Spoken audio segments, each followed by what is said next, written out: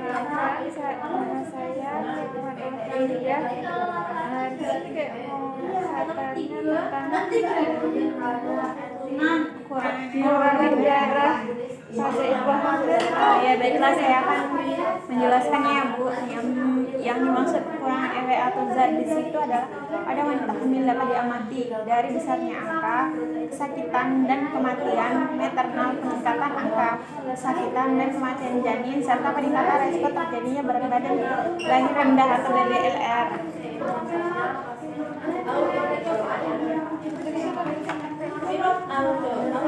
Penelitian dari EPE adalah suatu komponen dari berbagai enzim yang mempengaruhi seluruh reaksi kimia yang penting di dalam tubuh. Besi yang merupakan komponen dari hemoglobin yang memungkinkan sel darah merah membawa oksigen dan makanan ke jaringan tubuh. Baiklah, selanjutnya Bu. Yang ini ya Bu. Penggunaan EPE yaitu yang pertama media transportasi bagi oksigen dari paru-paru ke berbagai jaringan tubuh, serta juga akan berfungsi sebagai katalis dalam proses perpindahan energi di dalam sel.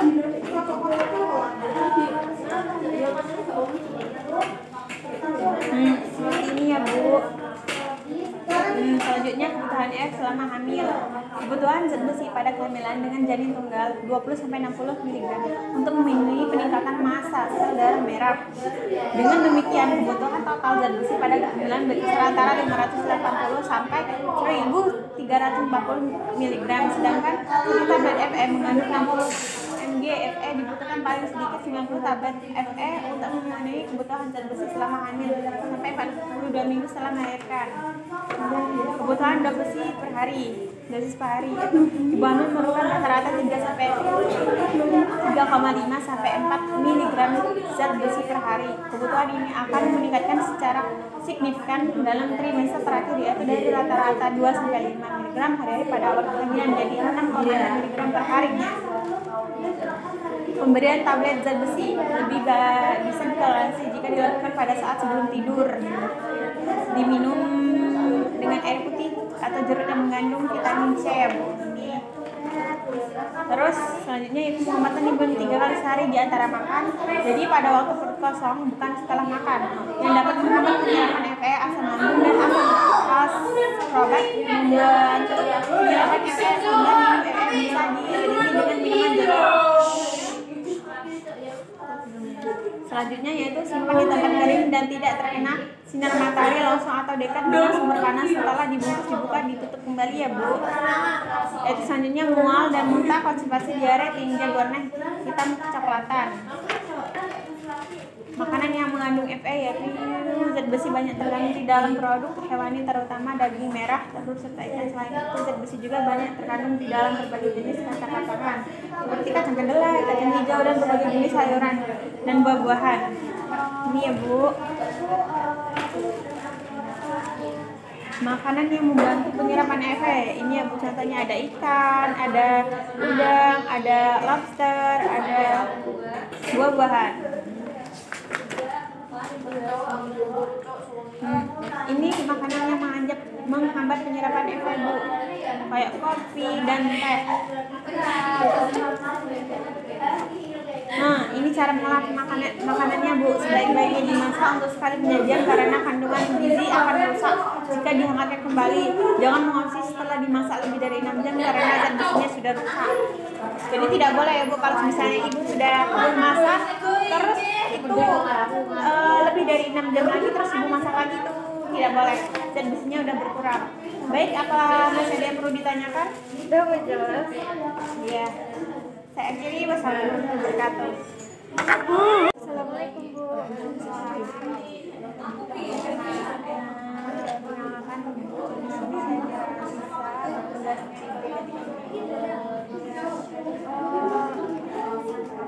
Ada yang bisa saya bantu? Ini Bu, kayak saya kan masih umurnya masih muda. Terus kayak untuk kayak biar mencegah kehamilan, tentang kehamilan, segala sekarang itu gimana sih Bu? Yang pertama yaitu hindari sentuhan langsung pada bagian tubuh yang tidak seharusnya disentuh orang lain tanpa tujuan yang baik. Yang kedua yaitu harus berani mengatakan tidak bila ada laki-laki yang mencurigai untuk bagian tersebut.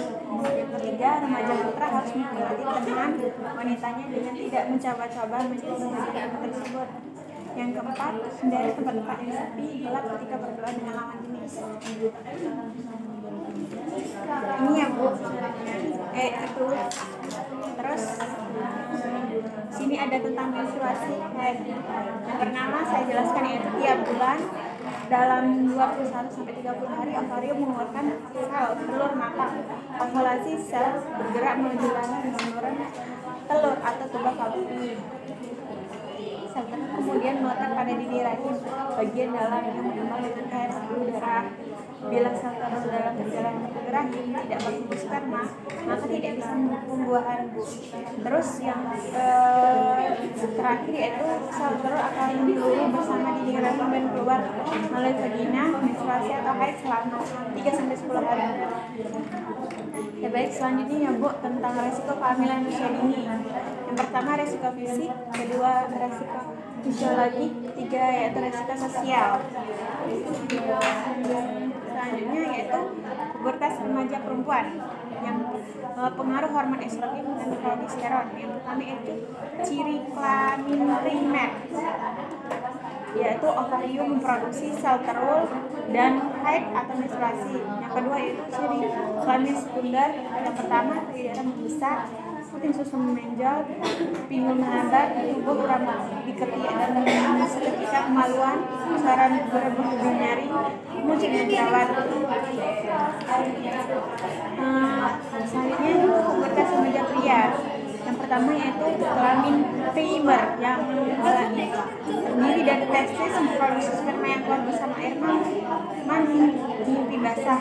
Yang kedua yaitu ciri-ciri kelamin sekunder. Yang pertama itu tumbuh rambut di sekitar kemaluan, suara berubah lebih berat, menjapun atau postur tubuh bertambah tinggi dan besar dan munculnya jerawat. Masa remaja merupakan peralihan dari kanak-kanak menuju dewasa. Pubertas, beban fisik dan psikis akibat pengaruhan hormon seks, pertumbuhan dan perkembangan organ dengan reproduksi, persiapan perjalanan fungsi reproduksi. Apakah ada yang ditanyakan Bu? Kalau umpamanya ada yang itu kan tadi kan remaja itu kan kayak bertumbuhnya bulu ya Bu ya. Terus ada yang benar-benar nggak tumbuh, kadang ada yang itu bulunya lebat, itu gimana ya Bu? Oh itu paling dia tergantung pertumbuhannya ya Bu. Kalau dia masih kecil ya belum, tapi kalau dia udah dewasa itu bertumbuh ya seperti itu. Apakah masih kurang jelas Bu?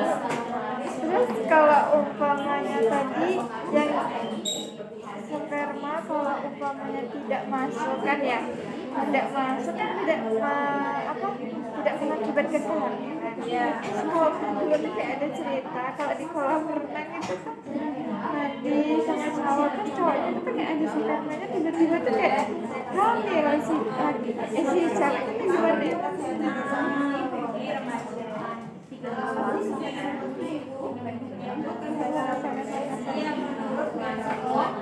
Itu kayaknya dari tergantung ya Bu. Kalau itunya bisa masuk ya dia bisa hamil, tapi kalau nggak melakukan ya nggak mungkin bisa terjadi. Karena kan sperma itu kan kayak itu buah gitu ya, jadinya tuh kayak kalau udah masuk kayak gitu berarti bisa mengakibatkan Ya, ada lagi. udah cukup. Ya, ya baiklah saya akhiri. Wassalamualaikum warahmatullahi wabarakatuh. Waalaikumsalam warahmatullahi wabarakatuh. Aku kejar. Assalamualaikum warahmatullahi wabarakatuh. Waalaikumsalam warahmatullahi wabarakatuh. Namanya siapa Mbak? Perkenalkan nama saya Tiara Risa,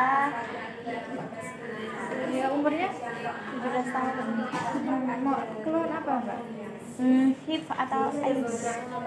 Oh, di sini saya akan menjelaskan ya apa sih HIV atau AIDS itu tuh. HIV adalah human immunodeficiency virus, adalah sejenis virus yang menyerang sistem kekebalan tubuh. Sedangkan AIDS adalah singkatan dari inherited immunodeficiency disease sindrom, yang berarti kumpulan gejala atau sindrom akibat menurunnya kekebalan tubuh yang disebabkan infeksi virus atau HIV. Nah, apa penyebab HIV? Penyebab HIV adalah infeksi oleh virus HIV yang menyerang sistem kekebalan tubuh sehingga sel-sel pertahanan tubuh makin lama makin banyak yang rusak. Dan yang selanjutnya tanda dan gejalanya. Gejala awal itu tuh ini ya mbak ya, mirip seperti gejala flu, demam, dan ini. Dan gejala lanjutnya itu ada diare tanpa sebab yang jelas, dan yang gejala akhir itu tuh radang paru-paru, radang saluran pencernaan, dan selanjutnya seperti ini. Dan cara penularan HIV itu yang ada 4: hubungan seksual dengan pengidap HIV atau AIDS, hubungan seksual secara vaginal, anal, dan oral dengan penderita HIV. Yang kedua, ibu pada bayinya, penularan virus dari ibu hamil positif HIV kepadanya, jadinya turun temurun. Darah dan reproduksi darah yang tercemar HIV atau AIDS, alat-alat untuk menoleh kulit, alat tajam dan kencing seperti jarum, pisau, silet, atau membuat tato. Terus yang keempat, menggunakan jarum suntik secara bergantian, itu nggak boleh ya, harus diganti dengan baru. Ingat, HIV atau AIDS tidak dapat menular melalui air mata, keringat, air liur, ludah, air kencing, peralatan makan bersama, pakaian handuk atau sapu tangan, toilet yang dipakai secara bersama-sama, menggunakan kolam renang, berpelukan, berjabat tangan, hidup serumah dengan penderita HIV atau AIDS, tidak nyambung hubungan sosial yang lainnya. Gimana sih cara mencegahnya? Cara mencegahnya itu yang pertama, abstinensi, merupakan suatu upaya untuk tidak melakukan hubungan seksual. Yang kedua, faithful, merupakan suatu upaya untuk tidak berganti-ganti pasangan. Yang ketiga, kondom, melakukan hubungan seksual dengan aman, yaitu dengan menggunakan alat pelindung. Yang D, injek, dengan memakai jarum suntik atau alat yang membungkus kulit secara bergantian dengan orang lain. Dan yang E, safe equipment, hindari pemakaian alat atau bahan yang tidak steril. Bagaimana sih cara mengobatinya? Cara mengobati itu dengan beberapa obat yang digunakan untuk mengobati infeksi HIV. Obat ini tidak membunuh virus, tapi memperlambat atau mempertumbuhkan virus atau mencegahnya.